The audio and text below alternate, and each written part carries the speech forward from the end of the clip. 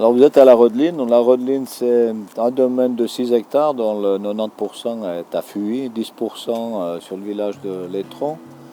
Létron parce que Claudine est originaire de ce beau village.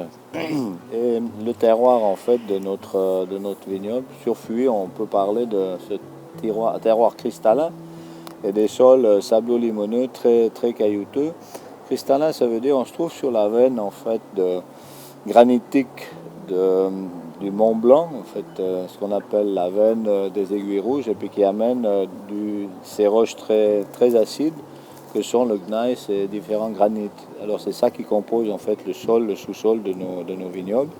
Et c'est ce phénomène-là qui va faire que les vins de Fuy et les vins de la Rodeline en particulier ont une saveur peut-être légèrement différente de ce qu'on retrouve ailleurs dans le canton qui se trouve sur des terroirs calcaires. Alors, on travaille beaucoup avec la clientèle privée, majoritairement, clientèle de Suisse romande et beaucoup également avec la clientèle suisse alémanique. Et puis, une partie aussi avec les restaurateurs, c'est très important, surtout sur le canton du Valais, et quelques grands acheteurs, mais très peu, hein, mais voilà, plutôt clientèle privée.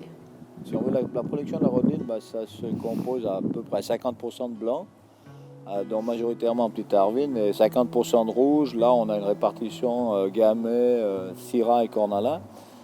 Et ça représente grosso modo annuellement une quarantaine de milliers de bouteilles, 75 centilitres qu'on commercialise.